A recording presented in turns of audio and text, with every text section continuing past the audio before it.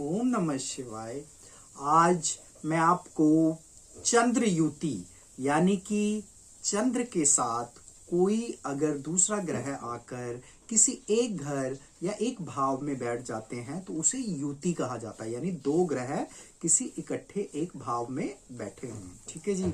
तो मान लो किसी भाव में चंद्र के साथ आके सूर्य बैठ गए हैं, सूर्य देव बैठ गए हैं, तो आपका जो जीवन है वो सामान्य होगा। अगर चंद्र ग्रह के साथ आके मंगल बैठ गए हैं तो आप खुश रहने वाले इंसान होंगे। अगर आपके चंद्र ग्रह के साथ बुध ग्रह बैठा है तो आप काफी इंटेलिजेंट और होशियार होंगे। अगर आपके चंद्र के साथ गुरु बैठ गया है तो आप नेक दिल इंसान होंगे। अगर आपके चंद्र के साथ राहु बैठ गए हैं तो आप हमेशा ही चिंतित में रहेंगे। और अगर आपके चंद्र और शुक्र में चंद्र प्लस शुक्र बैठ गया है तो आप भोगी प्रवृत्ति के होंगे। उसके बाद चंद्र प्लस शनि बैठ जाए तो आपको एकांतवास अकेले रहना आपको अच्छा लगेगा।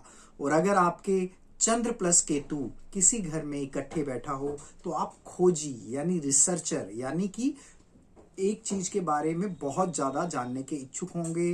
रिसर्च टाइप यानी खोजी टाइप के इंसान होंगे।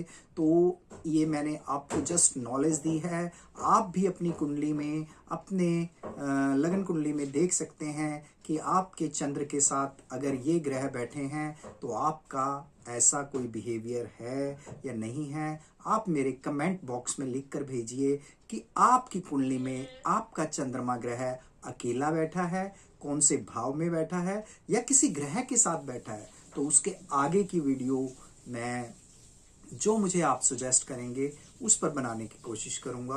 ओम नमः शिवाय। ओम नमः शिवाय। आज मैं आपको चंद्र युति यानी कि चंद्र के साथ कोई अगर दूसरा ग्रह आकर किसी एक घर या एक भाव में बैठ जाते हैं तो उसे युति कहा जाता है। यानी दो ग्रह किसी इकट्ठे एक भाव में बैठे हों। ठीक है जी।